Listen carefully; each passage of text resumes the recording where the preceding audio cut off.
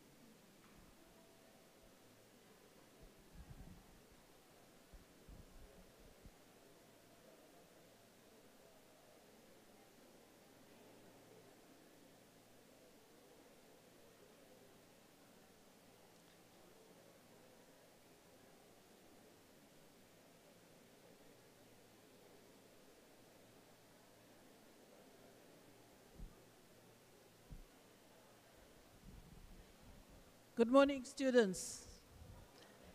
How are you this morning? Welcome to the biggest faculty's orientation. We are the Faculty of Business and Economics.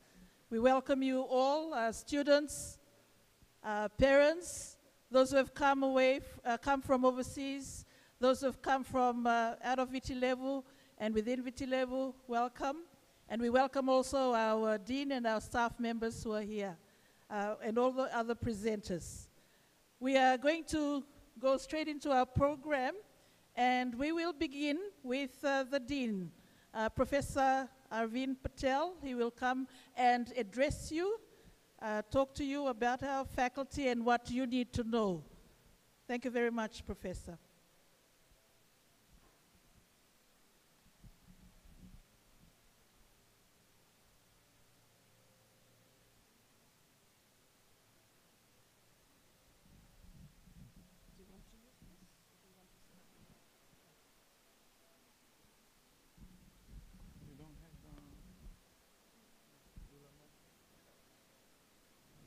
That, man.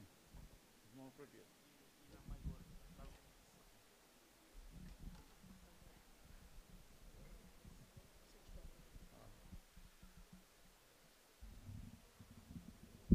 Thank you very much, Pauline.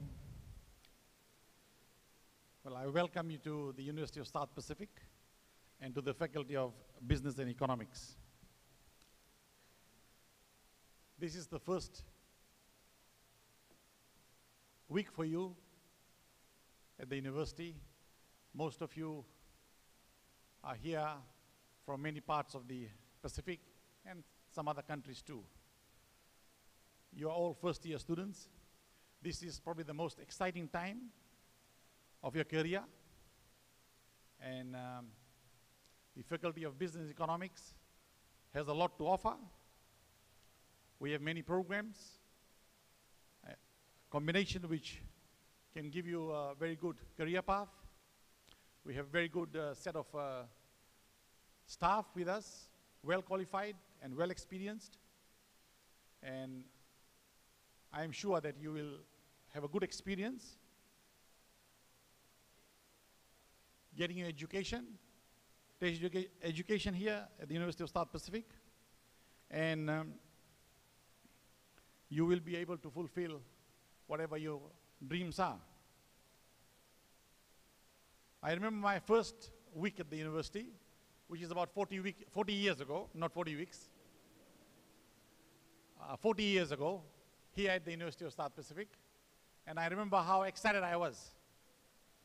At the same time, also how confused I was in the first week. Getting various advice from faculty members, getting advice from friends, family members putting pressure to do this, do that, don't do this, don't do that. At that time, I remember 40 years ago, we were not as sophisticated as we are today in terms of counseling students. Today we have a full set of staff in various capacities who can actually counsel you on your choice of programs, choice of courses, and also how you should go about organizing yourself, including time management, and also how you should actually study. We have a very good SLS center where you can drop in and actually seek help additional to what is given to you in the your normal classes. There's a good set of program here today. I think the staff will introduce you to the various aspects and the various staff who will be responsible for you. As a first year starting student, I'd like to remind you of a few things. One, the university has a very strict policy and procedure on how you choose your programs and how you get into your programs and what courses you have to do and what you have to follow in terms of successfully completing your program. So you ensure that you get good advice. If you're not sure, please go and see the academic staff who are counseling right now at the registration desk, or go and see the school or the schools in which you are enrolled, or go and see the head of school, or come to my office. We will give you the advice. Far too often, many students get it wrong, and if you get it wrong this week, you will have a lot of problems next semester, you'll have a lot of problems next year, and the third year when you're trying to graduate. Because you will come to me to say that I want a course substitution, I did the wrong course, I got the wrong advice, I failed this course, what can I do? I failed the course 3 times, the university is not allowing me to enroll, and they are kicking me out of the program. So there are some very, very strict rules. If you want to understand the rules yourself, you will need to read the calendar, the 2019 calendar. It is on the website. The copies are also available in the library. I'm not sure whether you can get a hard copy now or not, but the copy is available. The 2019 calendar will actually guide you. You don't look at the 2018 calendar and don't look at the 2020 calendar. You look at the 2019 calendar if you are enrolling in 2019. Those are the rules that apply to you. In 2020, the rules will change. They don't apply to you. The rules in 2018 were different. They don't apply to you. So make sure that you actually read the calendar and understand carefully and keep it with you all throughout your study and stay here at USP. Again, 40 years ago when I enrolled, my only focus, and the focus is still for the first year students, when I come to the university, I'll do a program, graduate, and I'll find this beautiful job, and then everything is plain sailing for me. Well, I can tell you, nothing is plain sailing after you graduate. The other thing that I want to actually instill on you is, students far often don't think about self-employment. When you are studying at the university, one of the things that you miss out on is trying to create your own business, entrepreneurship. You know the Fiji government has launched the I.T.S program. Okay? The I.T.S program supports young entrepreneurs who want to go into business. There are some very, very good successful graduates from the university who have opened their own business and who have actually been very, very successful. So I want you to think outside the box. Think how you can actually create a business. You can read a lot about students in the university who have created multi-billion-dollar businesses, who have actually opened good businesses. 90% of the economy of any country, the GDP growth, comes from small businesses. You only hear about the big businesses. They only make up 10% of the GDP. But you hear about them because they come in the news all the time. The small businesses don't come in the news, but they are part of the economy, and they are the backbone of the economy. And it is also very challenging, very rewarding to think about creating your own business. Okay? The faculty, in particular the business school, is putting in places and measures which will help you actually achieve these kinds of goals if you want to progress in that line. So employment is not the only career path you should be thinking about. Okay? You should think about business now, because you can open a business when you're young. You don't want to open a business when you're my age, okay? That's too late to do anything, because the business takes time to grow. It will fail once, fail twice. Donald Trump went bankrupt 5 times before he became a multi-billionaire. Okay, so you should learn from those mistakes, and I think it'll be a very good outcome for you if you want to actually go in that direction. We will be soon setting up an incubation center. I think there's a seminar today, this week, on business incubation on Thursday. If you get a chance, you may well want to attend that. It is in the ICT building up on the hill on Thursday, I think. I'm not sure, in the afternoon. The UNDP is supporting us with some funding to set up a business incubation center. So that will actually be a very useful thing to attend and listen to what we have to offer. Coming back to your programs, there are very specific choices of courses that you need to do. Make sure you do your right selection. And as I've mentioned, please do not make any mistake. You may have the first semester to recover, but second, third semester, and some of you will be in the 4th year or 5th year, it costs you a lot of money to make mistakes. Okay, so please pay attention to those. I will leave this with my staff now, who will give you an introduction to various things that the faculty does, which are very, very important to you. Please pay attention to them. And I wish you all the very best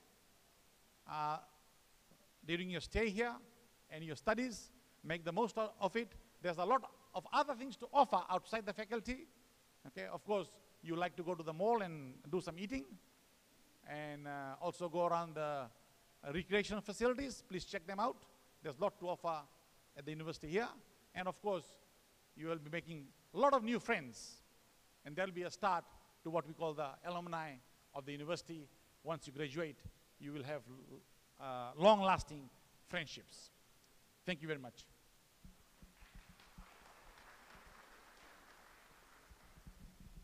Thank you, Professor. I'm sorry, I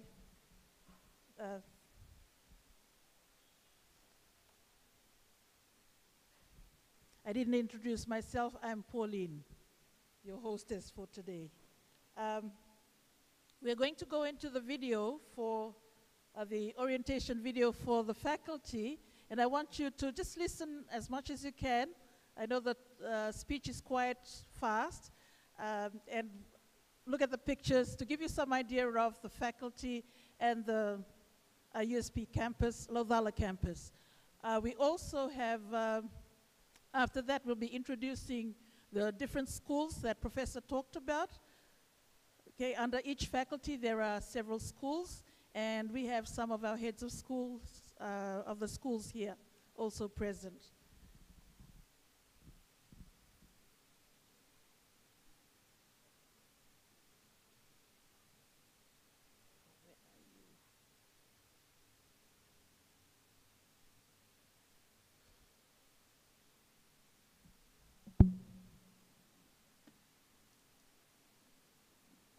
Welcome to the Faculty of Business and Economics at the University of the South Pacific. The Faculty of Business and Economics, or FBE, offers undergraduate studies in 3 programs. Certificate. Welcome to the Faculty of Business and Economics at the University of the South Pacific. The Faculty of Business and Economics, or FBE, offers undergraduate studies in 3 programs: certificate, diploma, and degree programs. The Faculty of Business and Economics is made up of 8 different schools: School of Accounting and Finance, School of Agriculture and Food Technology, Economics, Government, Development and International Affairs, Land Management and Development, Management and Public Administration, Tourism and Hospitality Management, and the Graduate School of Business. A little bit about our schools. School of Accounting and Finance. The School of Accounting and Finance is the largest of the 8 schools. We offer courses in the 2 major disciplines of accounting and finance. Our graduates will be equipped with the knowledge and skills necessary to excel in a successful and rewarding career. We also offer postgraduate programs in professional accounting and forensic and fraud investigation. The School of Accounting and Finance undergraduate and postgraduate accounting programs have regional and international recognition, including accreditation by the Fiji Institute of Accountants and CPA Australia. Agriculture and Food Technology. The School of Agriculture and Food Technology is situated at the Alifor campus in Samoa and offers a Bachelor of Agriculture in the 2 major areas: Agribusiness and Applied Science, with postgraduate programs in Agricultural Economics, Animal Science, and Crop Science. Our students will attain the familiarity and practical skills in shaping the agriculture sector in the region. Students can also enroll for these programs at the Laucala campus through the blended mode, face-to-face and online. The School of Economics. The School of Economics provides a wide range of courses in economics in the 3 major disciplines: economics, population and demography, and official statistics. Official Statistics is a new program in response to regional need for data analysts and economic statisticians. We have an excellent record of placing our graduate students in highly competitive regional and international career openings in the public and private sectors. Government, Development and International Affairs. The School of Government, Development and International Affairs runs a full undergraduate curriculum of fascinating courses on leadership, human rights, good governance, politics, and international relations in the Pacific region. These programs explore how Pacific Island governments, economies, and relations with the world affect the daily life of Pacific peoples, their jobs and political voice, as well as their freedom, safety, and cultural expression. Our graduates will have a sound appreciation of developmental, political, and international issues of regional significance. School of Land Management and Development. The School of Land Management and Development offers the following programs in land management with a focus on land issues, land planning, optimal land allocation, and sustainable usage of land and natural resources. Our land management graduates are involved in all aspects of buying, developing, investment, valuing, and selling land in the Pacific region. We seek to advance holistic knowledge of real estate for sustainable development of land resources in the Pacific Island countries through scientific research and teaching. Management and Public Administration. The School of Management and Public Administration offers 3 streams of education and training programs in the areas of management and public administration, human resource management and employment relations, international business and marketing. At the School of Management and Public Administration, we have a strong and dynamic team of academics who are committed to helping our students make the world a better place and become future leaders in their chosen fields. The School of Tourism and Hospitality Management.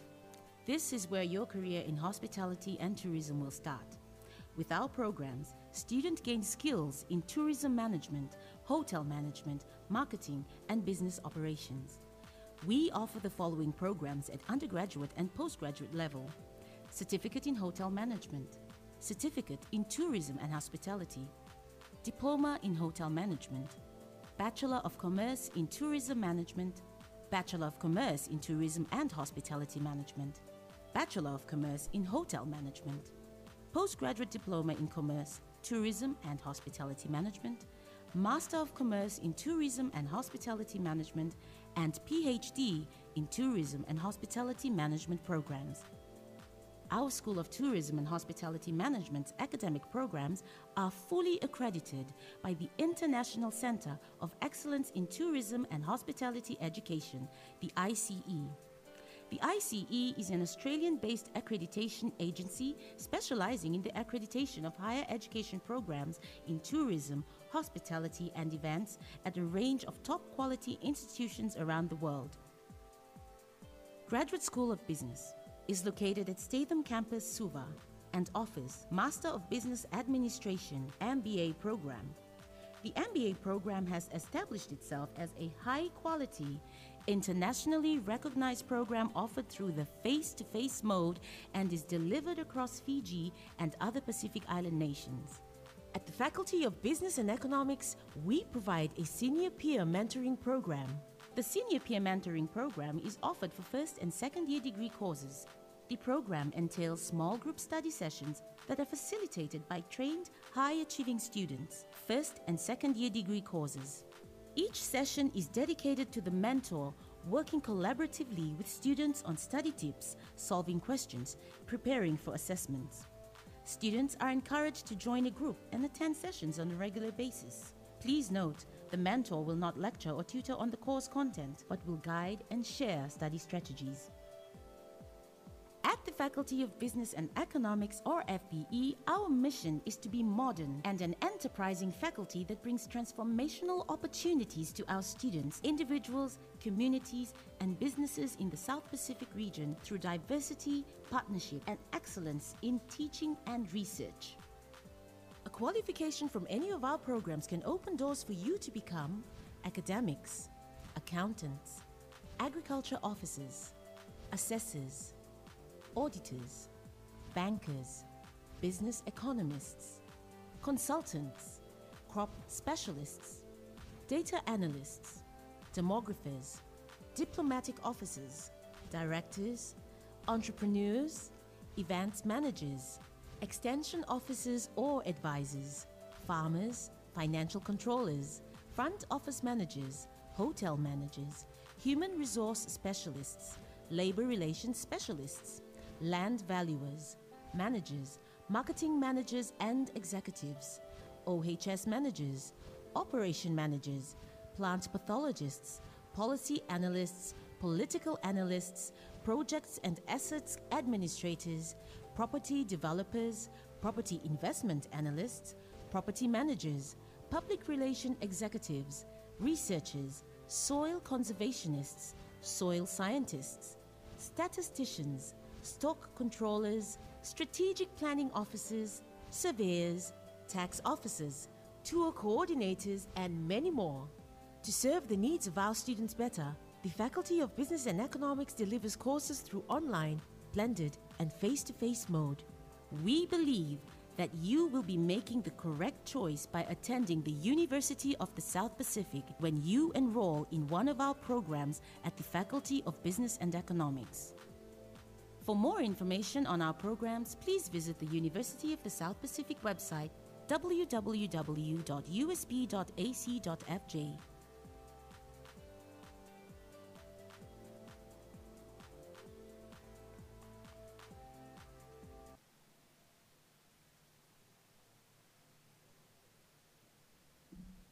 Okay, that's about the faculty.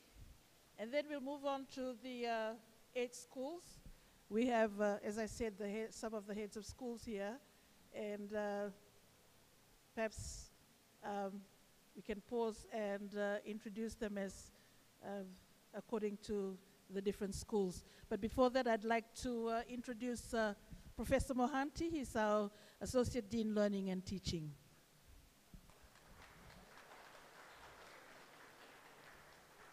Thank you.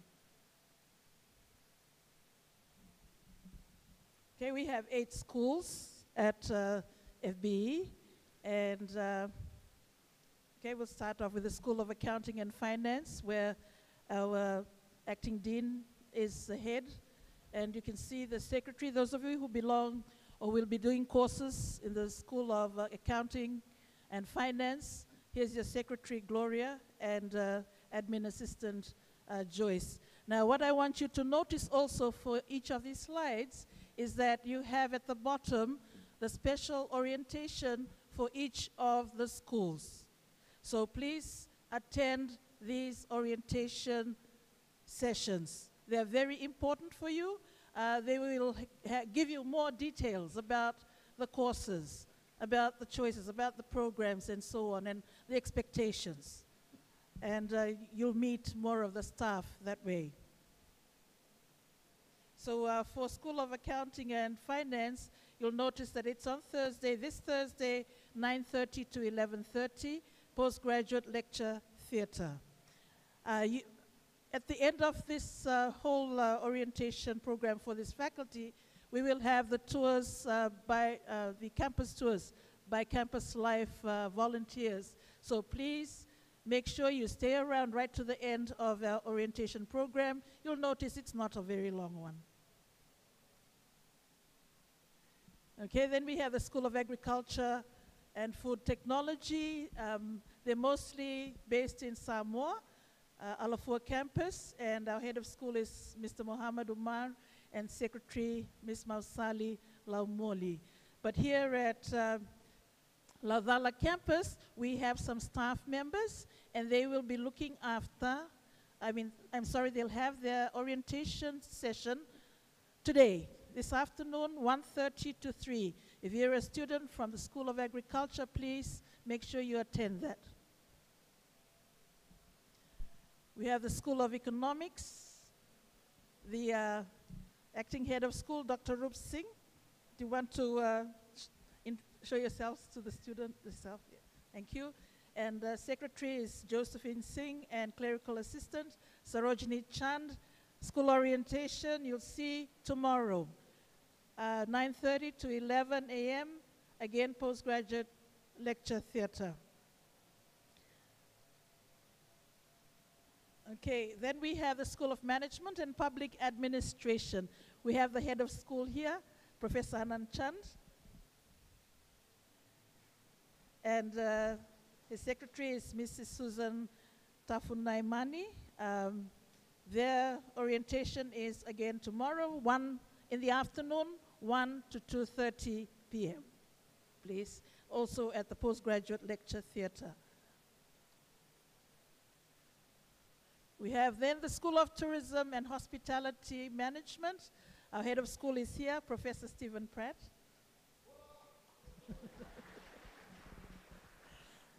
Thank you. And the orientation is on Thursday, 31st, 1 to 2:30 p.m. The administrative assistant is Miss Marida Kalo. Okay. We have the School of Land Management and Development, and currently Professor Patel is looking after it. And we all, the secretary is Fulori Liwayono. Their orientation is on Friday, this Friday, 12:30 to 2 p.m., again at the postgraduate lecture theater. The School of Government, Development and International Affairs, we have the head of school here, Associate Professor Sandra Tart.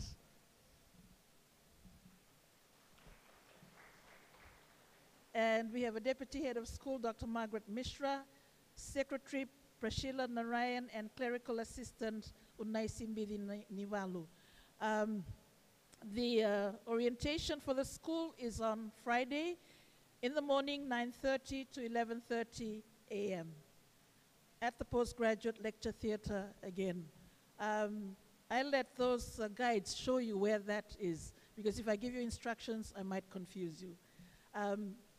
Thank you. I want you to remember these faces, because these are people that you will consult, you would want to see, or especially the secretary, you would go through the secretaries to find out who your lecturers are, and you might have other questions as well. Okay, the Graduate School of Business.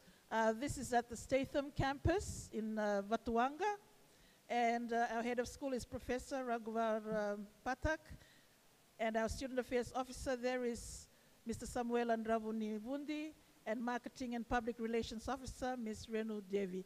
This is where the students of MBA go, yeah, and diploma in business studies. They go to that school.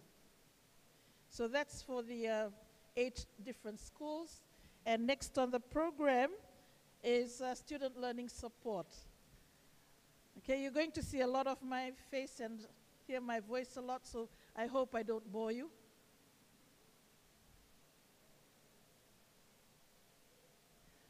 If you attended the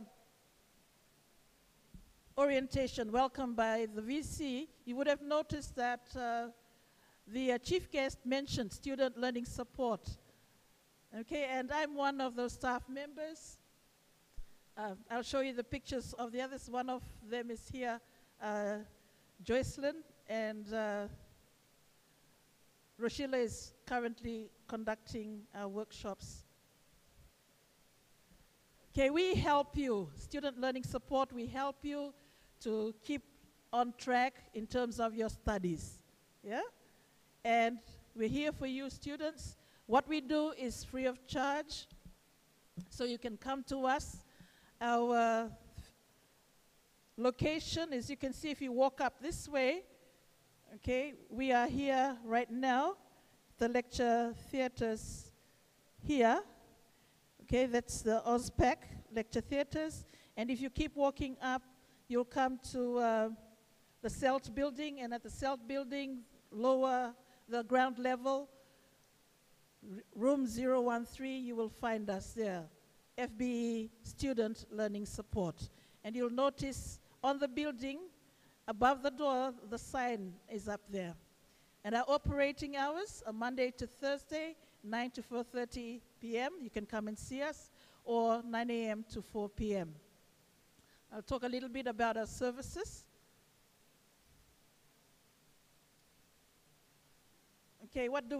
We provide you with learning support to help you to get used to what, to fill in the gap, let's say, between secondary school and what you're going to be expected to do here at university.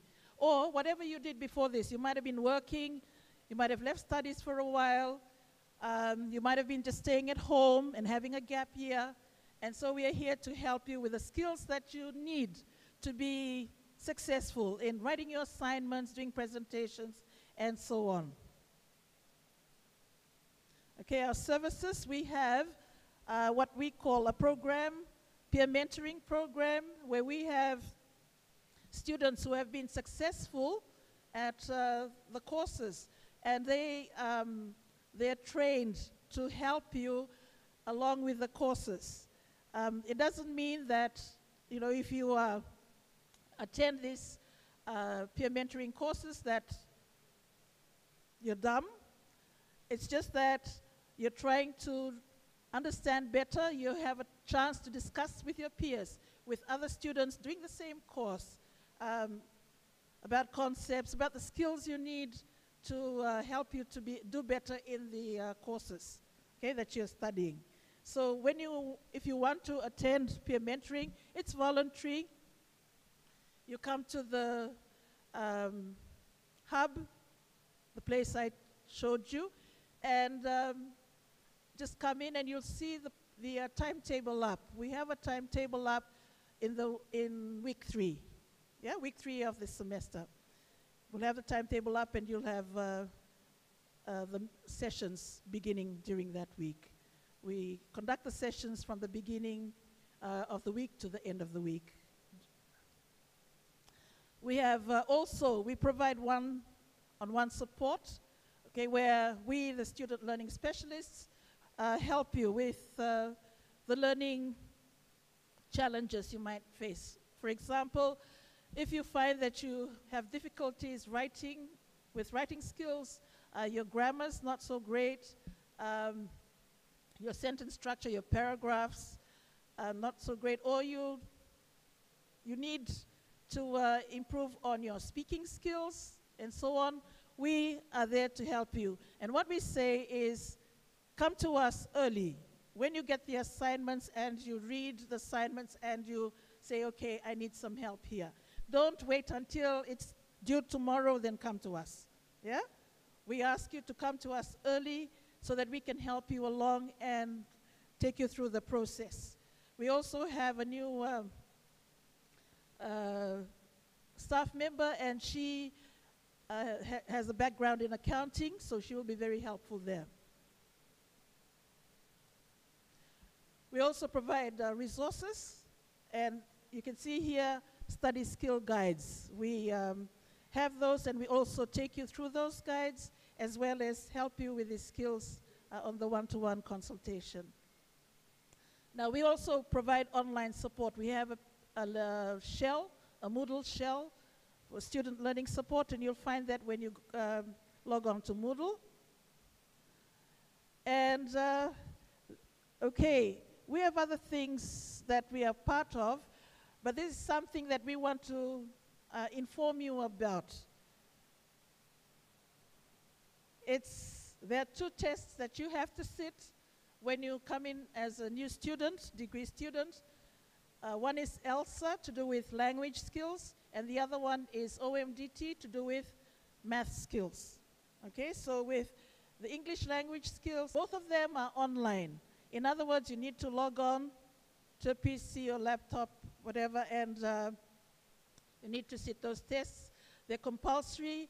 Before you, start your 200 level courses, you'll have to show that you've done ELSA, and you'll have to show your results.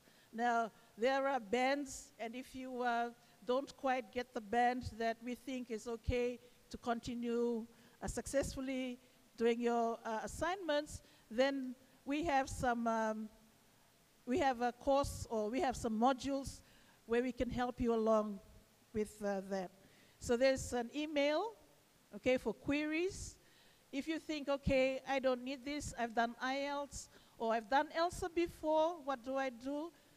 You might be exempted, so you need to ask the coordinator, and this is the email. Or you can come and ask us, and we'll show you what to do. This is the website where you would be, this is the link you'd be using to get to the test. You know, one of the things we've noticed is that many students don't like reading. How many of you don't like reading? Be honest now. You'll have to do a lot of reading, and not just read anyhow, but you need to understand what you read, the instructions that you're given. And even for online learning, you need to be aware of the instructions, whether they are oral instructions or spoken, or written instructions. And the same for these tests. They're not really difficult tests, but you need to read the instructions, look at the samples before you actually begin the tests. So for ELSA, which is a 3-hour test, this begins in week 4. Do the test as early as you can. That's our advice. And OMDT, the maths one, you probably have seen this. It bridges gaps in mathematical knowledge, okay? And it's the same as ELSA. If you are a first-year degree student, you have to sit it. And you will find the information in the offer letter. Look at your offer letter where it says you have been accepted into USP, and you'll find the information there. Yeah? And once again, they say, do this as early as possible. If you have any questions about OMDT, you need to go to the other faculty, Faculty of Science, Technology, and Environment. Okay, here are our staff members. We have Roshila, you have Joycelyn, and you have me. And our last advice is keep persevering, don't give up. Whatever happens, don't give up. There are so many people around here who can help you.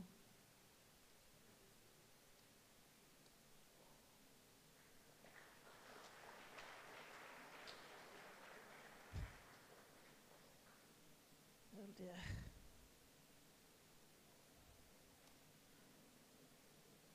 Thank you. All right, one more.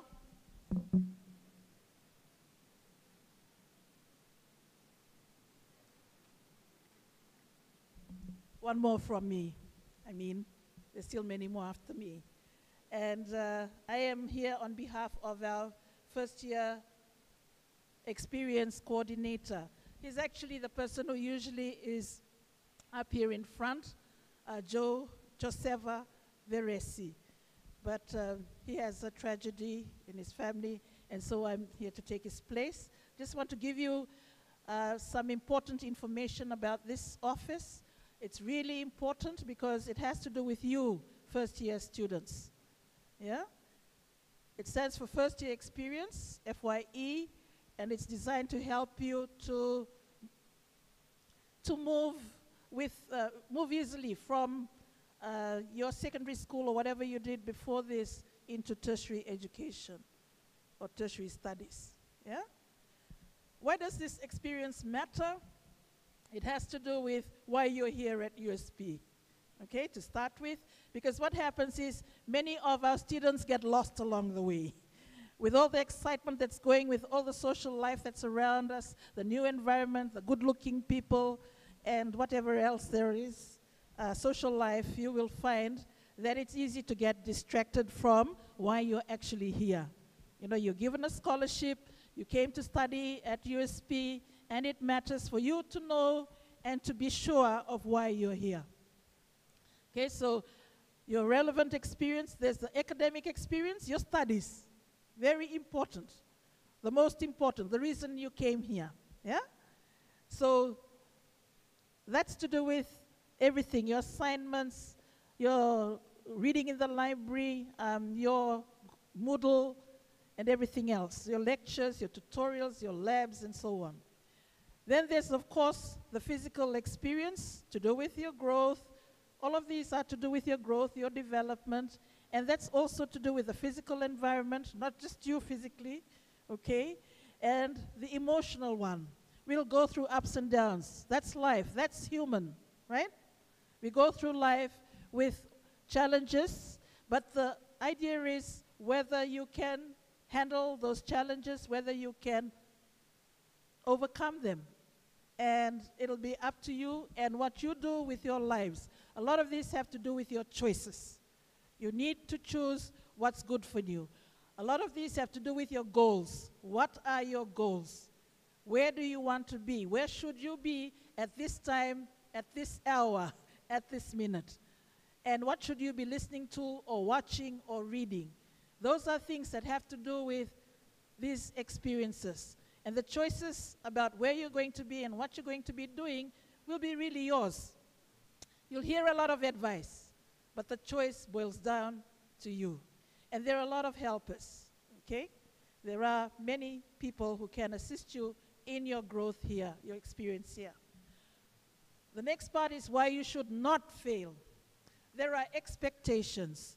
Expectations besides your own goal, to fulfill your goal, and not just to get a pass, not just to get a degree, but to get a good degree, to get a quality degree, to get quality studies, to get an A plus, you know, not just be satisfied with a C. There are expectations also from your family, the people who back you up, who support you, your community, your village, your street, your friends, your club, your whatever. Okay, they're there. And all of these things are part of you. Okay, you're not just a human being with only studies. We also know that you need some social life. But it's about the balance. It's about keeping a balance. Why FYE matters. Okay, let's look at some of these things here. One is to establish a connection between the students and this institution, USP. Two, to assist you, students, to get the knowledge and the skills, okay, for self-directed learning. In other words, we want you not to be spoon-fed and just be, you know, remembering only what you crammed. But we also want you to think about your learning. We want you to learn to develop the skill of learning independently. Okay, there are times you need to learn with your friends, there are times you need to learn alone. And you will learn this as you go through this journey here at USP. Okay, also to foster a caring and supportive academic and experiential environment. Yes, so what we want to do is to support you. FYE does that, and also to do with your experiences, your learning experiences, and to expose students to diverse ideas, experience, and people within the USP community. Yeah? You can see, if you just look on both sides of you, you will find, or behind and in front of you, you'll find quite a variety of people, all from different backgrounds. And I tell you, it's rich, very rich. Don't keep to yourself. Make friends. Don't just keep to your friends from school. Make friends from other countries. Make friends from other schools. You'll find out. And make good friends, reliable friends. People that will connect with you later on in life. Don't just look in front of your nose. Look further ahead. Okay, you'll hear this term, at-risk students. These are students, okay, some students say, oh, I'm not an at-risk student. It doesn't sound so good. But it's really saying you're at risk of failing. In other words, we don't want you to fail. We want to help you. But the thing is for you to realize that you're at risk. Why? Because you didn't attend the lectures, because you didn't attend the tutorials, because you didn't do your tutorial activities, you didn't do your Moodle activities, because you forgot to submit your assignment on time. Those kind of things will bring you down. Besides not doing the right readings, not checking your textbooks, not going to your lecturers for consultation if you're struggling. Okay, it's not a time to be shy anymore. It's a time to come out of your shell and go and see the people you need to see if you need help. And so FYE helps students, works with student learning support to help you if you are at risk of failing. And you can see this picture. If you're at risk of failing, you're cutting the branch that's going to make you fall. In other words, you yourself are doing it to yourself. Yeah? So remember, there are people who can help you. You might have heard about mobile apps. Now, I talked about the postgrad lecture theater. I talked about student learning support.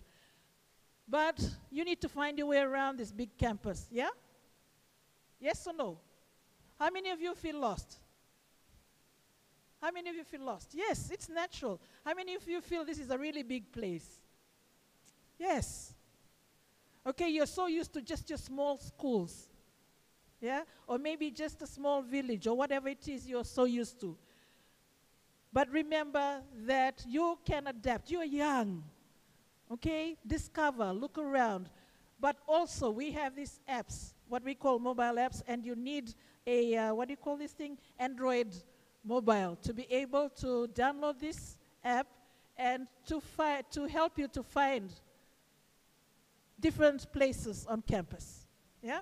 We also have other maps if you don't have this, but find a friend who has this and get this on your mobiles. But it's not only the map to help you find your way around USP Loyola campus, also provides other services. Yeah? It's got a course finder, it tells you, gives you news, there are notifications, instant notifications of events. There's a course timetable, the exam timetable. So it's a very useful app. And here at USP, you might have been so used to at your school just with, confined to textbooks, whiteboard or blackboard, and chalk and so on. But here you'll find that you have a lot of ways of learning. We expose you to a lot, and one of them is through the mobile app. Okay, this is the person, Joseva Veresi. He's the first year coordinator, yeah, for first year experience. And now I will hand over to our two students, okay? We have two students here, Branesh Prakash and Stephen Shivneshwa. They are going to come and speak to you about their experiences as students.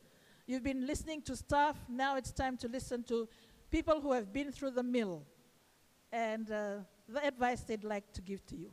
Thank you, Stephen and Branesh.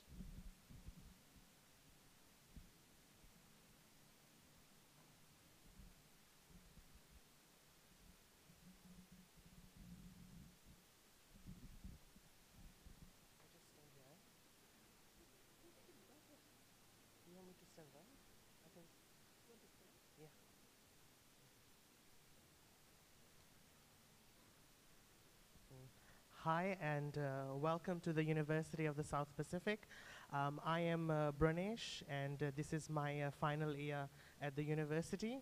I'm doing a Bachelor of Commerce majoring in economics and mathematics, so I fall in both FBE and the Faculty of Science.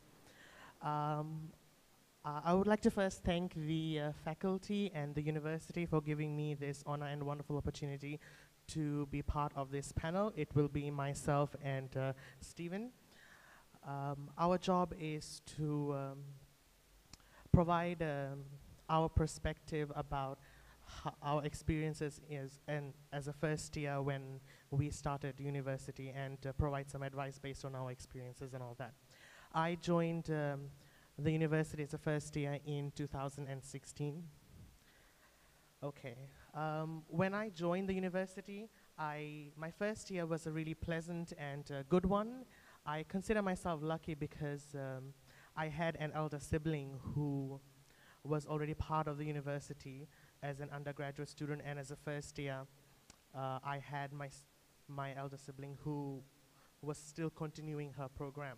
So I had prior knowledge about the university environment, how things go and all that.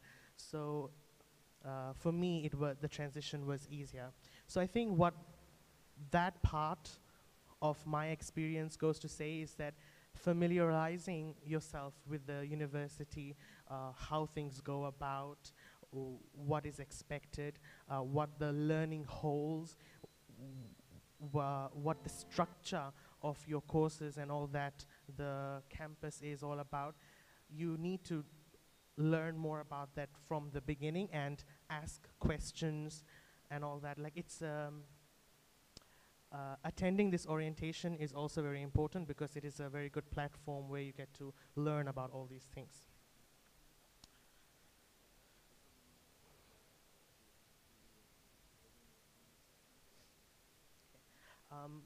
In my personal experience, the first year is like a transition year where you discover what kind of learning strategies, what kind of thing is personally working for you. Like, because you have so many different ways to go about in learning and coping with the workload that you have, because you have those people that learn by reading, those that learn by doing, those that learn by looking at videos, those that learn independently, or those that learn by working in groups and all that. So this year is like a journey where you will probably discover how you could go about and succeed in your second and third year. That's what I think. And please don't feel overwhelmed or scared that you won't be able to adapt to this university environment, because I can personally attest that, and if you ask others around the university in the second and third years, you will grow to enjoy the freedom and independence that the university provides, and to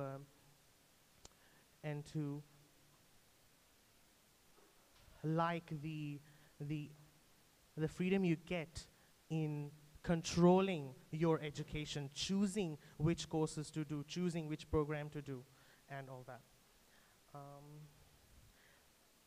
University life is different from high school. So I completed high school and entered university in the same year. So for those students, I'd say there is a vast difference, because in high school, there's a fixed structure that is given to you to follow, an 8 to 3 school time, but here it's different. You get to choose your tutorial times. So I think from that, planning and organization is very important.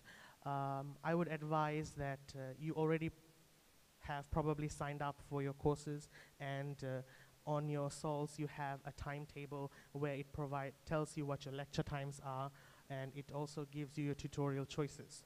So it is always useful to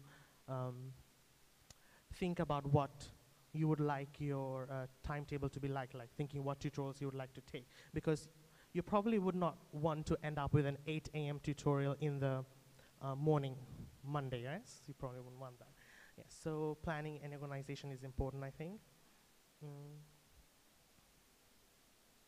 Also, another fundamental difference, I think, between high school and university life is that in high school, discipline is enforced upon you. But that's not the same thing here. Here, it is more about self-discipline because of the independence and freedoms that you enjoy. So it is wise to be responsible in that area.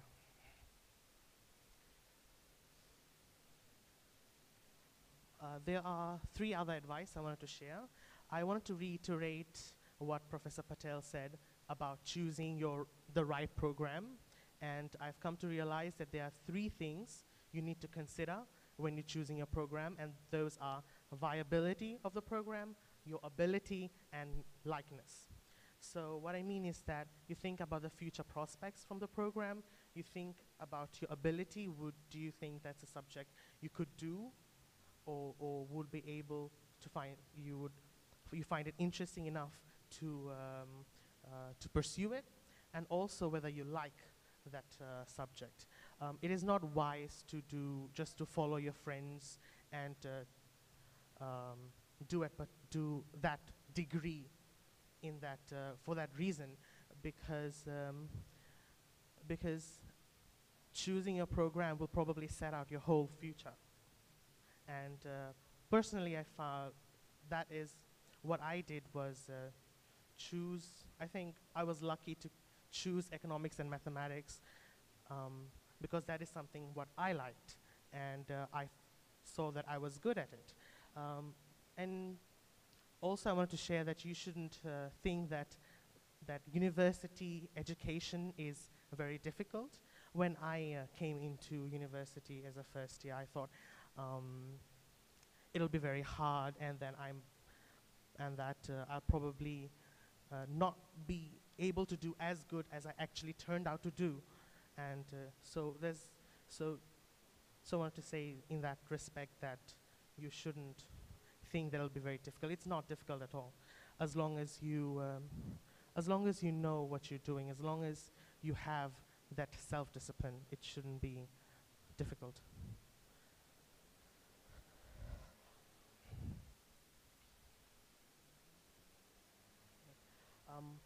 There were a few things I wanted to share about how to cope and adapt to the new university environment.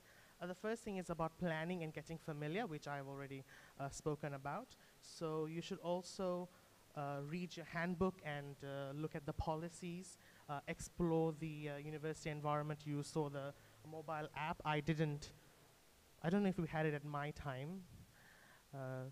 We used to explore and sometimes get lost, but it's fun in itself going around and learning. I probably, even in my this year, I don't know where every single thing is. But you can find a challenge to know where everything is. Also, time management. I think time management is also important. It's, in my perspective, time management is about how you use time. Like with a lot of, if you're taking 4 courses, engaging in other activities, you might think you would be constrained with time to do everything. But I think it's all about how you use it. So if you have a particular, you have a time frame, right? And only if you misuse that time frame will you get constrained for time, because then you would have lost time and you have only little time to do what you need. So I think in that respect, planning and organization is also important. Also, getting involved and going out and about is crucial as well. There are a lot of activities and a lot of student associations. There are market days. We have other things as well like that. So you should get involved in that, not necessarily to go and help out in organizing it, but just by attending it, right? In my second and third year, I had been part of all this. I have been part of the Economic Student Association, where I've had the opportunity to help in organizing seminars, conferences, and community work as well. Also, I had been a mentor and I think that is also a rewarding thing. So if you plan to do well in your courses, you should consider becoming a mentor too. Yeah, and we have debates. I was surprised because up till when I was in the orientation, the Faculty of Business and Economics debate was a very highlight of that orientation. They used to talk about it to us. So, and I wanted to encourage you to also know that there is a inter-school Faculty of Business and Economics debate. So it's like you saw the 8 schools, right? So they debate with each other. I think excluding the Graduate School of Business. Also, being informed. I've noticed when I was a mentor that our first years were not really checking their emails. I think it's important that you do check your email and be informed about what's going around in the university. And also to utilize all support services like the student learning support. I found that there are they have a lot of beneficial activities, beneficial support services that they provide you with Miss Pauline explained really well. Also, we have the library, the gym, we have student exchange programs, the health center, counseling, and all that. So please make use of all this. Finally, I want to talk a little bit about academic success as you're entering into university as a first year. So unlike high school and all that, where it's more about examinations, passing examinations, at the university level, it is about both continuous assessment and a final examination. And I think the yardstick that which you can use to measure whether you've learned what you're supposed to learn is, I think, communication. That is the yardstick. I mean, communication in 3 terms. Communication in terms of writing. If you've learned it, are you able to communicate that in writing? That's through your exams, right? Whether you can communicate by speaking and explaining it. So, for example, in tutorials, that's where you get the opportunity to do that. And communicating via presentation. So are you able to present on what you've learned? So I think these are communication through that. If you're able to do that, that shows that you have been able to understand the subject matter. But how to do this, I think, is preconditioned on understanding the subject matter. And to do that, I think it's communication in reverse. Instead of giving the communication, it's about receiving communication. So how do you go about learning? It's communication in reverse. What I mean by that, instead of writing, you should be reading about it. So yes, reading is important. And instead of speaking and explaining, it's about actively listening in your lectures and tutorials. And instead of presenting, it's about asking questions in your lectures and tutorials and all that. So I think following that will be good for your academic success. And again, I want to say that academic aspect here is not difficult. Please don't think that. With this, I wish you all the best and hope that the university provides with you with all that you hope for and much more. Thank you.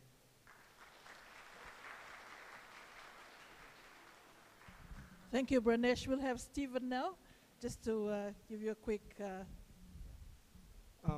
Once again, a very good morning to you all. My name is Stephen Shivneshwar, and I have completed my 3 years of a Bachelor's of Degree program majoring in Land Management Geography, and I'm currently enrolled in a Master of Commerce student in a full-time thesis from this year. Basically, my experience, 3 years ago, I was sitting in one of these rows and thinking, gauging what to expect from this orientation, or what to do, or what has the faculty has to offer. So there is if you guys have your offer letter, you need to read it. That's the first thing. You have to go to your source. And for me, when I came, I'm from the West. For me, when I came first to the university, I thought it's such a big place. But once you get to know where your buildings are, your tutorials, the lecture theaters. The university is a very small place.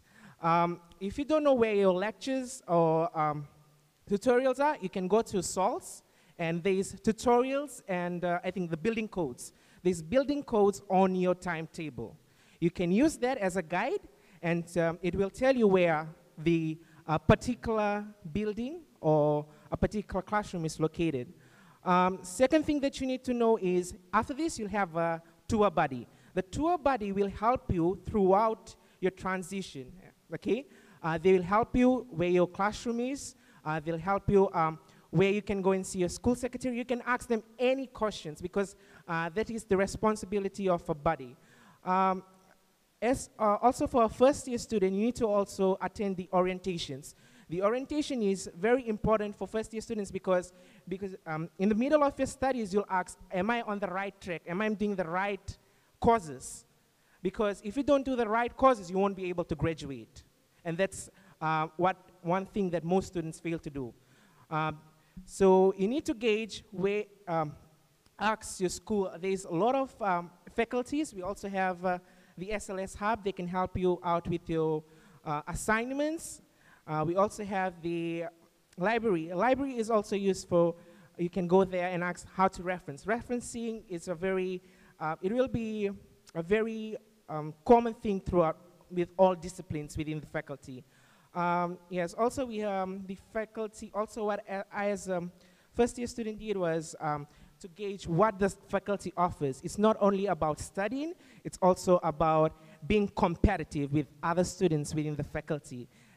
It's also because we also do have a first year, I think the outstanding first year students for each faculty and discipline. So you need to know all those. We also have inter-faculty debates, which is really helpful if you want to really boost your self-confidence. And we also have, I think, the counseling center, the career center, where you can go and know how to template a resume or how to, what to expect when you go for an interview. So we have a lot of services within the university that you need to know about, and you can ask your tour buddy after this orientation where all these centers are located.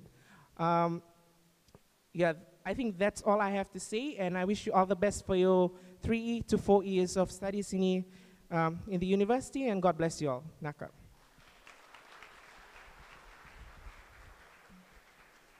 Thank you very much, Stephen. Now we'll have Charlotte. Charlotte is going to speak to you about something new that we have, referring to USP sexual harassment and bullying policy. Good morning, students. Before I start, can you just all rise, stand up? I think you all need to stand up for a while, right? There's been a lot of talking. Okay, stand up, everybody stand up. Now what I want you to do is turn to your left. Everybody face left. Face your left, left, left. Okay, face your left, and massage the shoulders of the person in front of you. I think we can all do with a massage. Massage, massage, massage. Everyone's relaxed? Okay, right, turn turn to your right. Turn to your right, massage, okay, knead it properly, nice and hard, right, right. All right, shake your hands up, up, up, up. Okay, good. Now you can take your seat. Right, now that we got the blood flowing, I've got your attention, I'll move on to our policy. Great. So what I'm going to do is I'm going to do a presentation on USP sexual harassment and bullying policy. The reason, this is the first time we're doing it this year. And the reason we're doing this is to encourage students to attend USP and to be rest assured that we are creating a safe environment for your learning experience. Yeah? So please, it's a 3-minute video to tell you about our policies, to tell you that USP is very serious about any form of bullying, any form of sexual harassment between students and teaching staff, or even between staff themselves, and also between students, student-to-student bullying, or student and student sexual harassment. Thank you.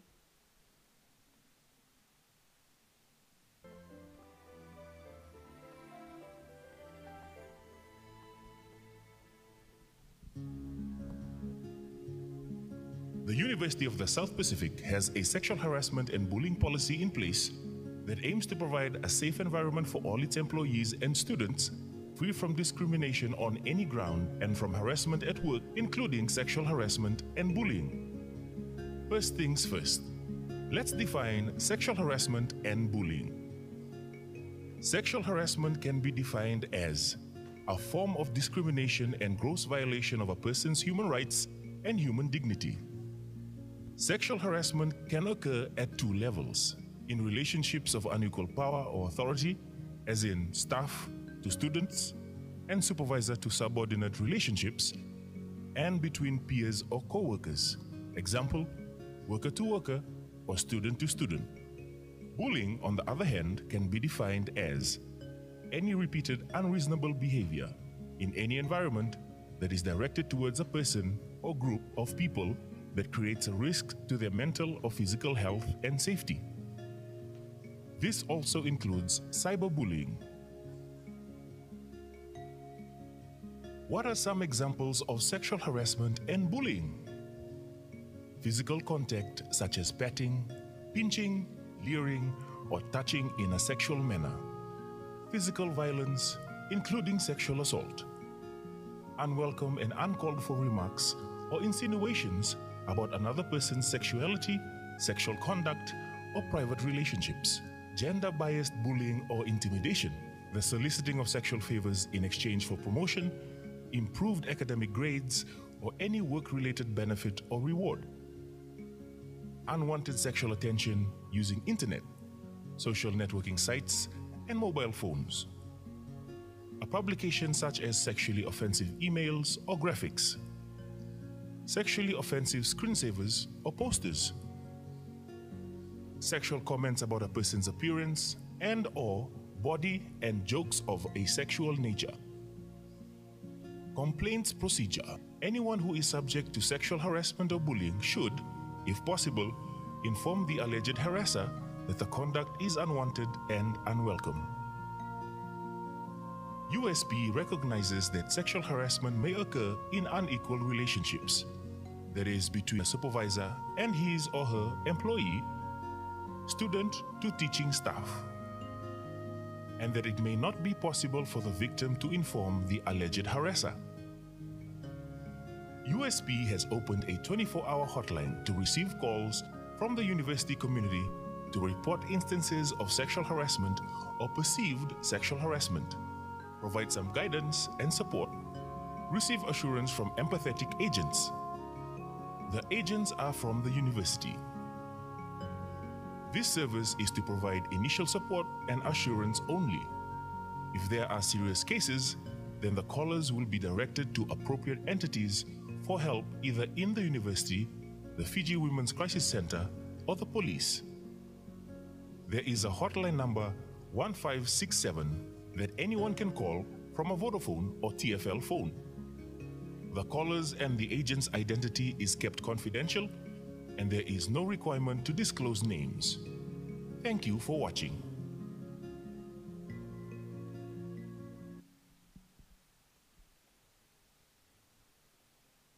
Thank you. So please remember that hotline number 1567, and everything is treated confidential. And please remember that there'll be no victimization. If you are to report of any sexual misbehavior amongst teaching staff, you will not be victimized in any way. And I think this is the perfect forum to bring out this policy as you begin your tertiary education. So I wish you all the best. Please treat each other with respect and love. And if there's anything that you'd like to report on, feel free to call 1567. Before I leave, mine's nice, short and sweet, eh? Before I leave, I have an announcement from our Student Academic Services. There'll be a program requirements for unclassified students. Undergraduate students, you have a session at 2 p.m. at the exam. For those who are in the program requirements for unclassified studies, please be here at 2 p.m. Thank you, Vinaka.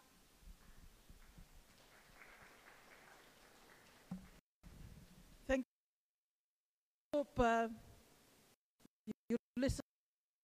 That's really important for you. We are usually shy students, and we don't things like this, but you need to realize that it can lead to many problems for you. So you need to come out. Our next speaker is from Student Administrative Services. Now, please, many students confuse us. Earlier on, I gave you a presentation of Student Learning Support, SLS. This one is SAS. Okay, they're the ones who handle your enrollment, change of courses, whatever, not change of courses, sorry, change of programs and things like that. And before Semi comes on, right now this week they're across there, the labs. And remember that Professor talked to you about the handbook and calendar. It's a blue book. It's this thick, small, but it has everything to do with your courses. Little information. It has the calendar for the whole year for the university. I mean, that's what already has been established, but of course, there'll be other activities that you'll be informed on email. And there's also the different programs. And you need to always look through this and keep it, don't give it away, this particular handbook, because it'll apply to you because you started here this year. Okay? Semi, please.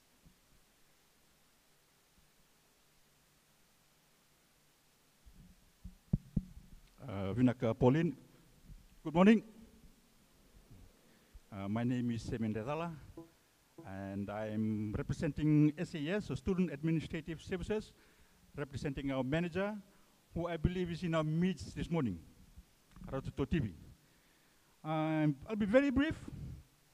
I've got only 6 slides to present this morning, and I feel that it's very important that you take notes of what I'm going to share with you this morning, right?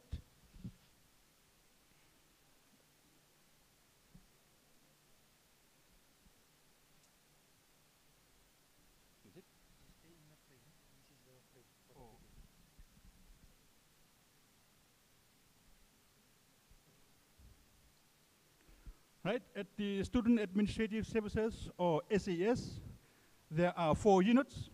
One is the administration, where they handle Student Services Center or queries. It is also where you go and have your ID cards done. They are at the moment based at the gym. From next week onwards, they'll be based at the Usp Book Center. Right? Second unit is the enrollment team, who I represent. This is where you do all your admissions and all your registration processes. We handle all those processes there. And the third unit is the Student Management Information System.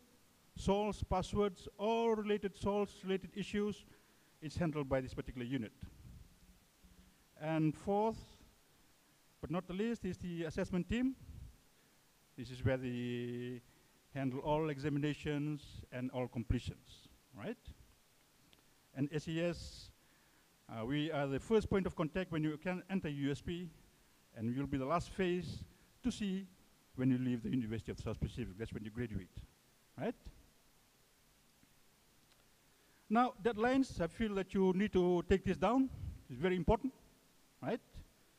Admission deadline, for those of you who have not applied, admitted to the University of the South Pacific, deadline is this Wednesday, 30th of January, right? You need to do that if you haven't.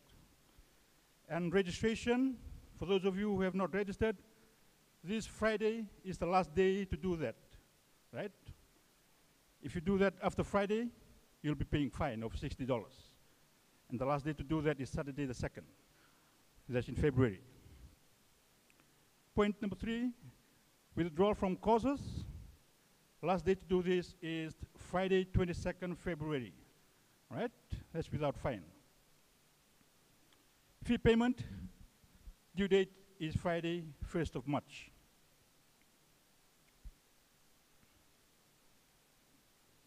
Now, there are some answers to questions that probably be lingering in your minds.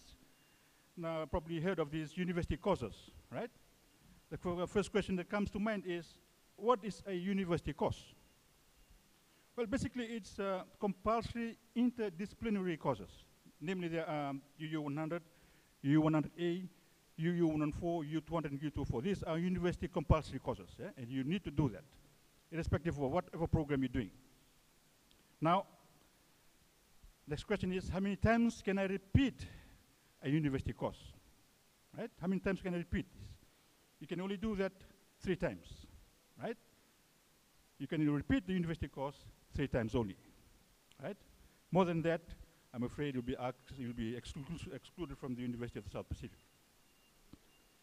And how many times can I repeat a non-university course? You can only do that twice, right?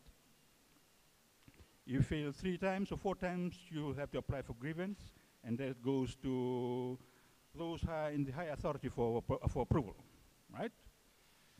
Now, what is the 75 progression rule?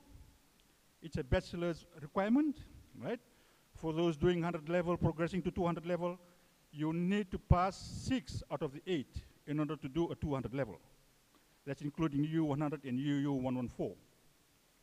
Now, from 200 to 300 level, in order to do a 300 level, you need to pass 6 of the 200 level, any 200 level, right? Please take note of that. How is my academic performance assessed? This is assessed on the 6 UG courses that you've done. Basically, score a minimum of C or greater than or equal to GPA of 1.5 in each, right? Now, academic advising approval framework. Now, this is an online application where if you'd like to apply for manual or special registration, or would like to change your program, or would like to repeat a course, applying for prerequisite waiver, or course substitution, or credit transfer, this is where you go to, the Academic Advising and Approval Framework, AGO. Basically, it's ago.usp.ac.fj, right? Now, that's our contact, Student Services Center location. We'll be based beside the USP Book Center from next week onwards. And that's our phone number, 323-1444.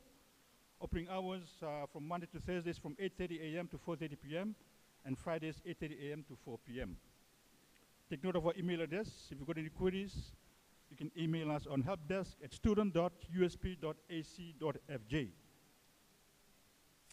Well, that's it for me. If you've got any questions, please, I'll be on standby straight after the session. If you need any questions, please come and see me. Naka.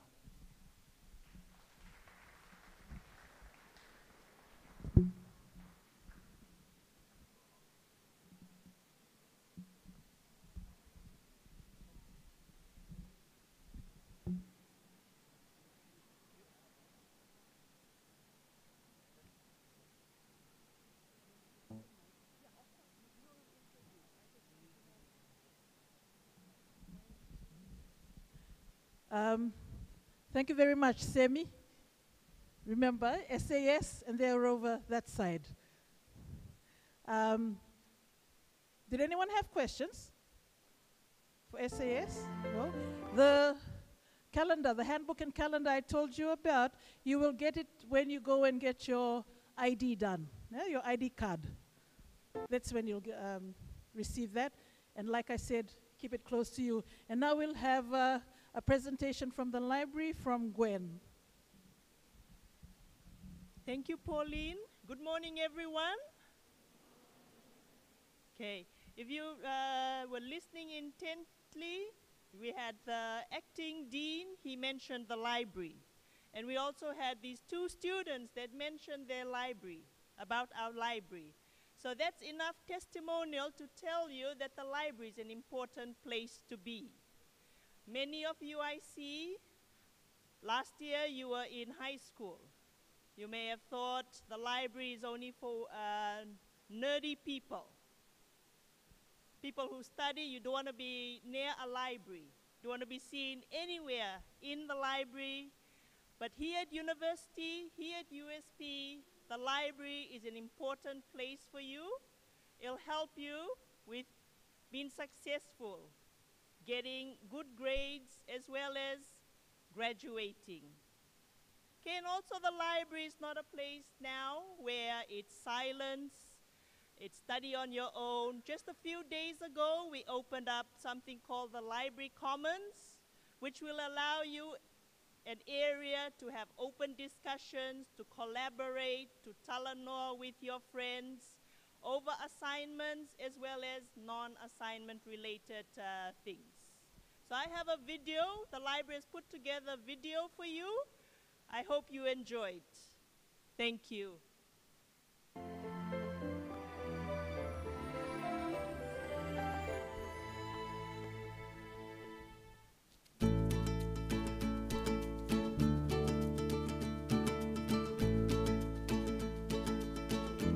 Welcome to the University of the South Pacific and its library. This video will give you a quick orientation to all the library's resources and spaces. The library's website is the gateway to information on the library's resources and services. It is here that you will find a wide range of resources to support your studies. Guides on how to do research, copies of past exam papers, information on interlibrary loan and other policies, and lists of new resources. You can always find out more about the library by consulting library print brochures or by consulting with staff at the information desk on level B. The library offers you many services, a place to study with peers or alone, books and electronic resources, research literacy skills classes to help you learn how to use the library's resources better, computer labs, Wi-Fi, printing and copying services, and many more. We also run library tours at the beginning of each semester to introduce you to the library, its services, resources, and general rules. The first-time use of electronic resources can be daunting. If you aren't sure, sign up for an IRS or Information Research Skills classes, or attend a walk-in session. The library has 3 levels, and each holds different information and services. Level B houses the entrance and contains study space and computer labs run by I.T.S. The main issue desk is where you can issue out books, pay fines, or check out keys to the discussion and postgraduate study spaces. Always bring your student ID card in order to have an item issued to you. We also have 10 laptops that can be borrowed and used within the library available at the main issue desk if you don't bring your own to campus. Behind the main issue desk is the reserve collection. This collection contains textbooks for your classes that you can use within the library for up to 2 hours and with some allowed out on overnight loan. The library offers an information desk that is managed by qualified library personnel where you can get assistance with assignment topics and research questions. They also give you assistance on how to use the library, including the online public access catalog or AUSPAC to locate books. Level B also contains the Humanities and Social Sciences books, print periodicals collection, and the reference collection. In order to locate a book, go to the AUSPAC, type in your keywords, and then see which book is best for your research topic. Be sure to check the year it was published, then note down the call number and find it on the shelf. If you need help finding the book in the collection, locate a library attendant who will assist you. If you wish to use a book that is on loan, you may place a reservation for it and you will receive an email when it is available for pickup. If you are unsure about how to place a reservation, seek help from the information desk staff. Level C houses the Pacific Collection, the library's valuable collection of rare, archival, and Pacific-related materials. Due to their value, they may only be used in the Pacific Collection reading room. Since bags are not allowed in the Pacific Collection, lockers are provided for users on a first-come, first-served basis. Housed adjacent to the Pacific Collection is the audio-visual collection of DVDs and videos. On level C, there is additional reading space, the science book collection, and a reading area for the current print periodicals and newspapers. Level A is currently being redesigned into a learning commons. This is an area designed for collaborative group work and general discussion and use of learning technologies. You will also be able to get assistance from Student Learning Services, I.T.S, SAS, and the library under a one-stop shop approach. It's important to know that levels B and C are quiet study floors and you must set your cell phone to silent mode in all areas of the library or you could be fined. We hope that each visit to the library or to our online databases will encourage you to learn and explore as you study at USP. Remember that the library staff are there to assist you in the library or via the Ask a Librarian form on our website. Good luck with your studies. See you at the library, which we hope will be your second home on campus.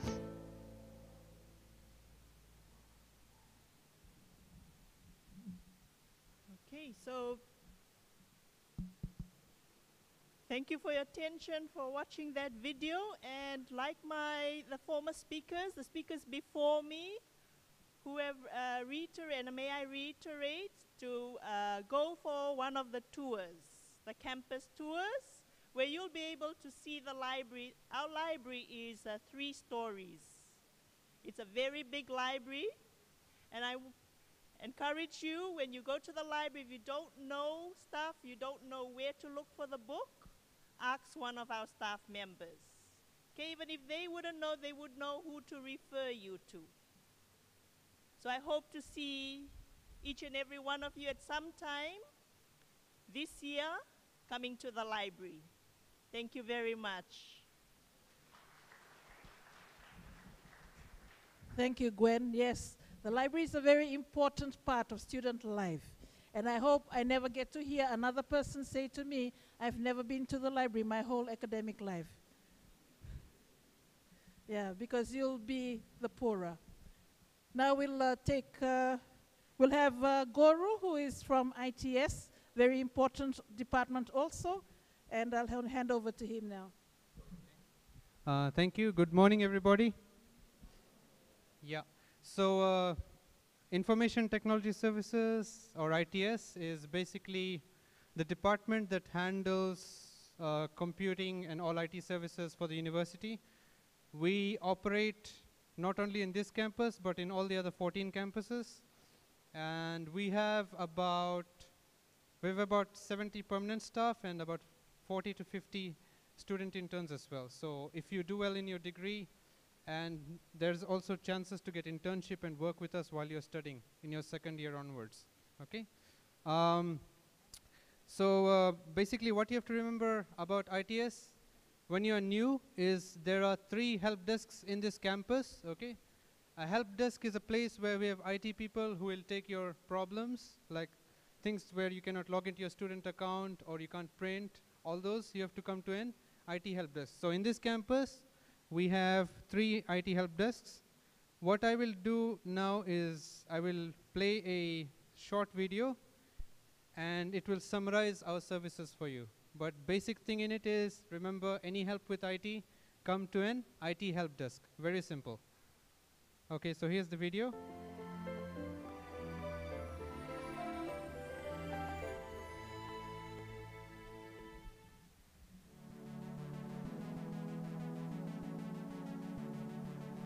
Welcome to USB Information Technology Services, or I.T.S for short. The ICT Center is where I.T.S provides assistance with student accounts, email, internet, Moodle, file storage, and student computing. The easiest way to get in touch with us is through our IT Help Desk. What is IT Help Desk? An IT Help Desk is a one-stop shop where you could ask for a student password, student ID card encoding, projection equipment booking, student wireless, internet access, or anything else in general. At the Lavala campus, there are 3 IT help desks where you could walk in to seek assistance. They are open from 8 a.m. to 10 p.m. on weekdays and 9 a.m. to 6 p.m. on weekends. The main IT help desk is located at ground floor of the ICT Center, which is the building next to the USP Library. The next IT help desk is located at the ground floor of the South building. It is located in front of the USP Library. The third help desk is located in a building opposite the USP Dining Hall. IT Help Desk can also be reached by calling 323-2117 or emailing helpdesk@usp.ac.fj. What is Student SOLS? To reach Student Online Services or SOLS, go to www.student.usp.ac.fj. Student SOLS is where you can register online for your courses and view your student profile. You have options to access Moodle and student email from here. In addition, you can change student password, visit the ITS website, or browse to USB Bookshop from this page. How do I log into a student computer, student SOLS, Moodle, and student webmail? Your offer letter will contain your student ID and password. You need them to log into a student computer, student SOLS, Moodle, and student webmail from devices such as a desktop, laptop, smartphone, or tablet. Should you need help with the login process, or if your offer letter password is not working, please feel free to visit an IT help desk. As a USP student, you must never, I repeat, never share your password with anyone. Password sharing is a serious offense that can get you suspended from USP. What is a student computer lab? USP Lovala campus has multiple student computer labs where students can use SOLS, Moodle, student email, Microsoft Office, internet, and printing services. When you log into a student computer, you will be connected to your student file share, where critical documents can be backed up apart from a personal USB drive. For convenience of students who need to study late, we also have 24-hour computer labs. Do not eat or drink inside a student computer lab, and avoid unplugging any cable or using a free power socket or network port for your personal devices, since this would be a breach of computer lab rules. Take no chance. You will be fined $50 on first offense, $100 on second offense, and suspended from the university on third offense. How can I print documents at USP? Student printing has 3 easy steps. 1. Visit IT help desk at the ground floor of ICT Center to encode your student ID card. 2. Log into myprints.usp.ac.fj and send the file you need to print. The file will not print until you walk to a student printer. 3. Swipe your student ID card on the control panel next to any student printer in a computer lab or at USP Library, and the printout would release. If you don't swipe your card 24 hours after sending a print job, the printout will be deleted from the queue. Student printing is charged at 10 cents per page at USP, and top-ups can be purchased at USP Library and USP Bookshop. What is USP Wi-Fi?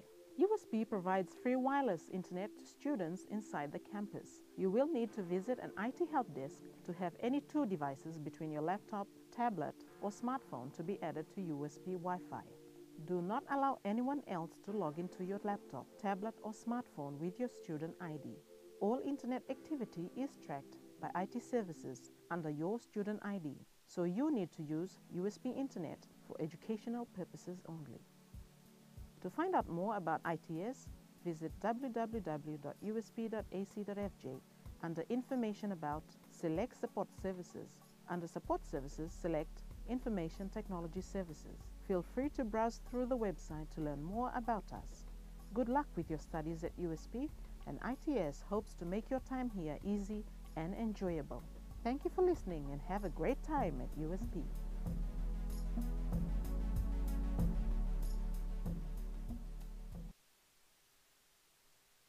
Okay, so thank you very much. Wishing you all the very best for your courses. Okay, we'll have fun. Thank you. Thank you very much, Goru.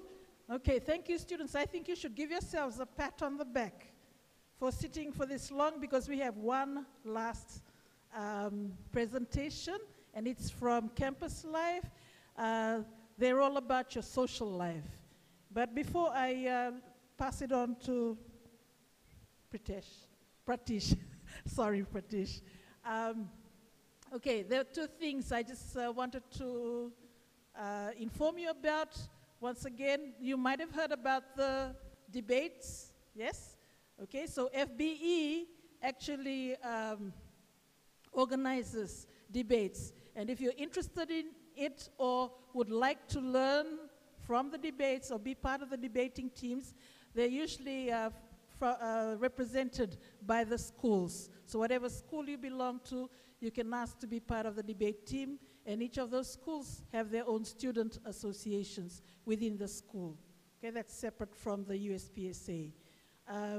And you know, not only should you participate, but you can go and listen to them. By the way, when you check your email, there are all staff, all students' email. Now, please don't just reject those ones, yeah? read them quickly. Just scan through them, and if they're relevant to you, they might interest you, because there are things like opportunities like volunteer things, which Campus Life will talk to you about, and other activities you can take part in.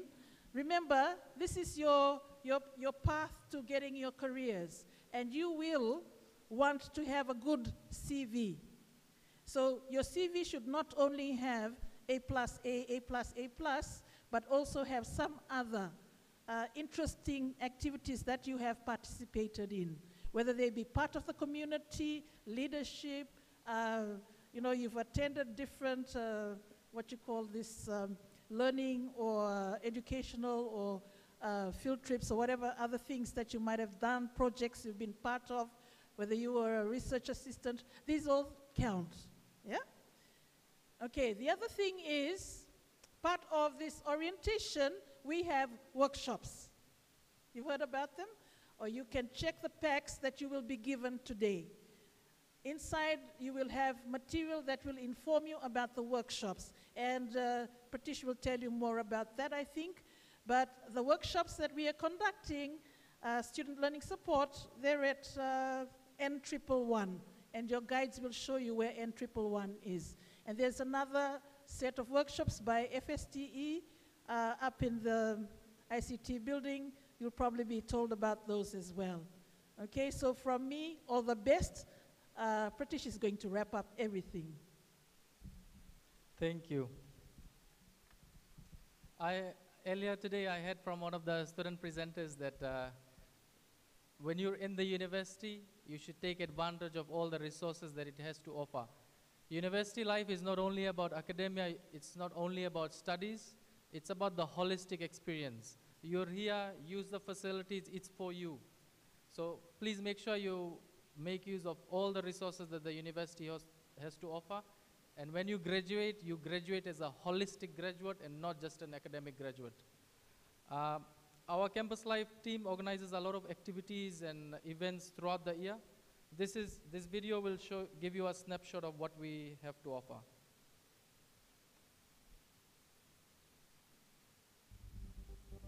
Welcome to Campus Life, your home away from home. The University of the South Pacific's Campus Life section is entrusted with the responsibility for the provision of services that foster a sense of community and promote understanding, responsibility, tolerance, and sensitivity. Our mission at Campus Life is to contribute to student academic attainment by providing a welcoming, safe, secure, and supporting learning environment through our services and programs. What do we provide? We provide student orientation, first-year experience, health and wellness services, counseling, career and entrepreneurship, disability services, students' grievances, Campus Life sports, Campus Life events and activities, student orientation. Your first time at USB campus can be overwhelming, and that is why Campus Life has implemented the orientation program, which is designed to smoothen your transition to university life. You are encouraged to attend your faculty welcome session and as many workshops as possible. You will get an orientation kit which contains important information that will help you adjust in the university environment. So come and let us guide you as you take your first step of your journey into being a USP student. First year experience. We understand that being a new student to a USP life is an exciting and a challenging time in your life. First year experience or FYE services are aimed to help introduce you to campus resources and opportunities as part of your learning at USP. So give us a call or come and visit, and together we will make your first year experience unforgettable. Health and wellness services. For a small membership fee at the beginning of each semester, members can consult the university medical offices at the Health and Wellness Services for consultation, local hospitalizations, medications, or dental and optical consultations and treatment available at local government hospitals as prescribed by the university medical offices. Please note that membership is compulsory for all students from outside Fiji but optional for Fiji students. Counseling. Sometimes the transition to university studies can become challenging and seem complicating. We have people who can assist you to cope with the stress and the demands of being in a new learning environment. Or maybe you just need someone to talk to. Visit us at USP Counseling Center. Your visit to us will be treated private and confidential. Career and entrepreneurship. You have chosen the University of the South Pacific to further your education because you are serious about the career that you have always wanted. Your time here in USP will become a culmination of years of hard work, study, and encountering numerous challenges. The USP Career and Entrepreneurship at Campus Life offers a wide range of career development programs which students are able to access. If you are serious about your future, talk to dedicated staff to assist you with your career needs. Disability Services. The USP Disability Resource Center works with other departments, sections, and staff in the university to remove learning barriers for students with disability and provide appropriate information, services, assistive technologies, student volunteer bodies, and other forms of practical support. Students with special learning needs may seek further assistance at the USP Disability Center. Please note that it is your responsibility to contact the Disability Resource Center as early as possible, and together we will work out appropriate strategies and support to ensure that you succeed at your studies here at USP. Student grievances. Life is not always smooth sailing. USP is committed to ensuring that all our students have a positive relationship with the university in supporting students in and outside the classroom. If you need help with this, contact Student Grievances, and together we will work through it. Campus Life Sports.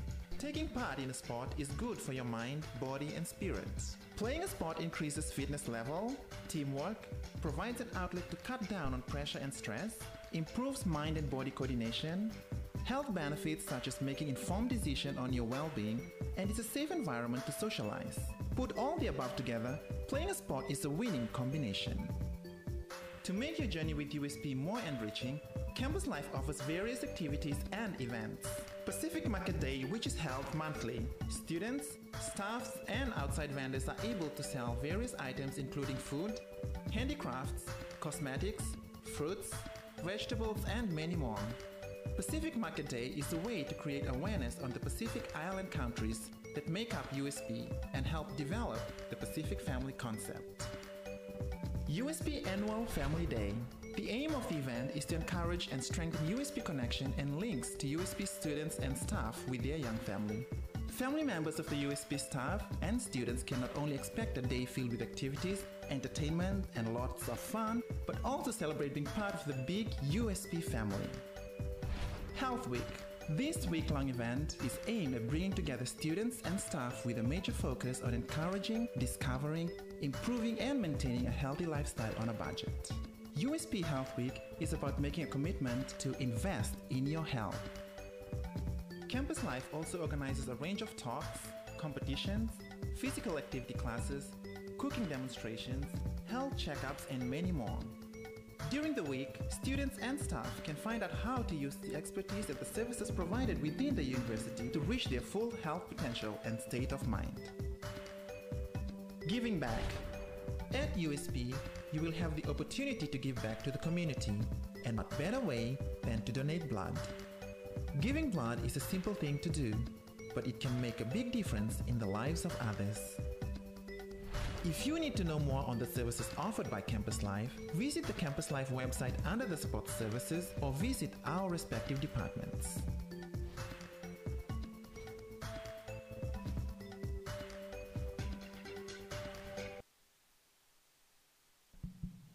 And now for the most fun part of today's program is the guided campus tour.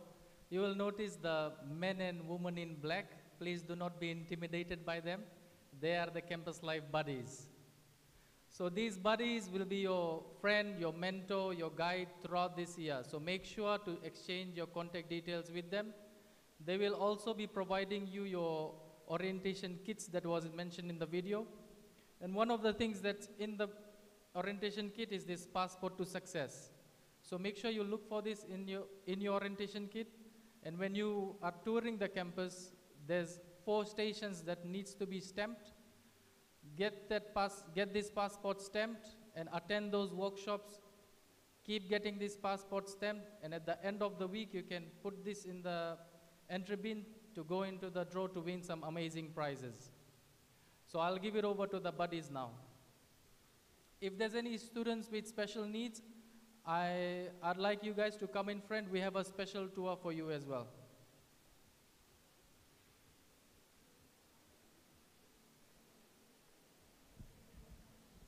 Before you go on the tour, there's some refreshments outside for you. So please help yourself to some refreshments before you go on the long journey.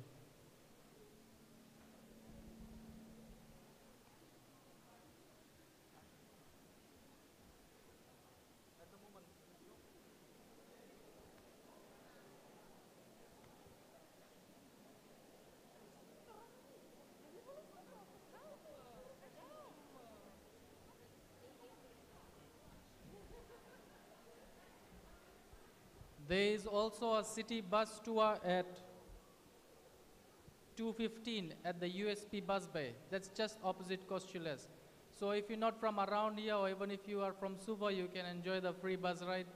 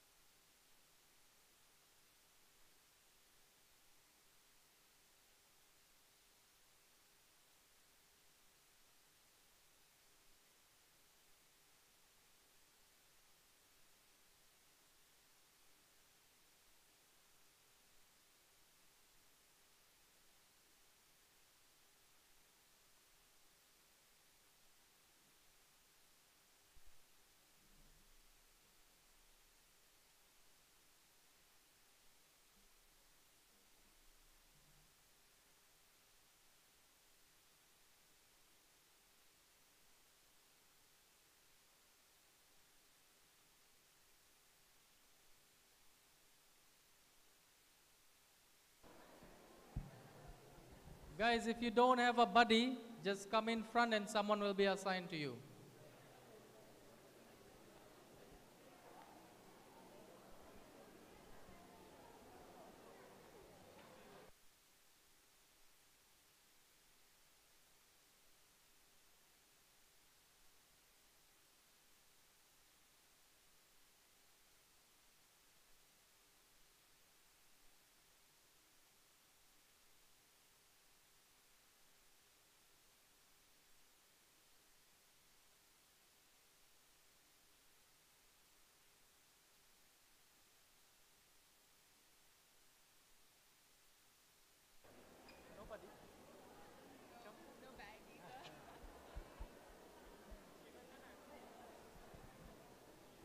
If you don't have a buddy, you can come here.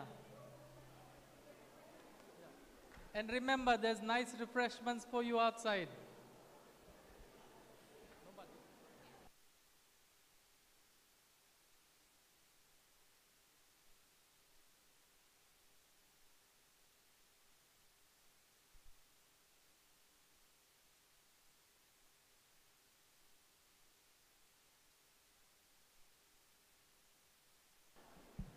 Ravikesh.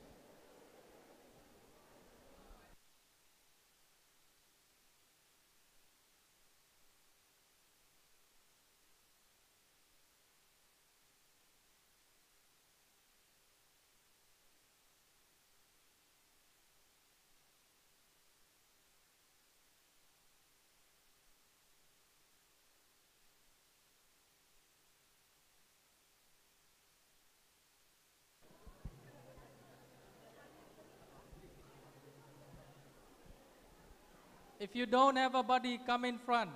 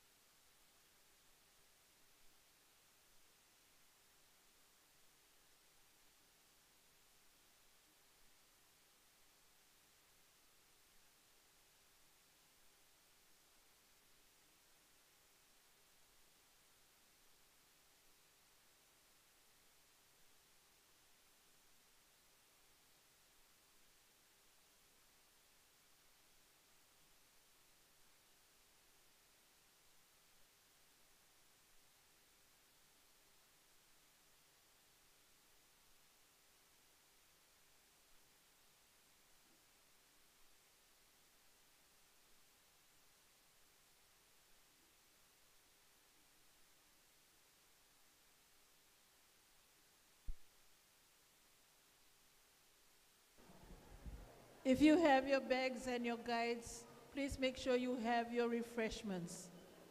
You need some energy before you go and walk around. And someone has gone to get more bags, for those of you who have none. Just wait around.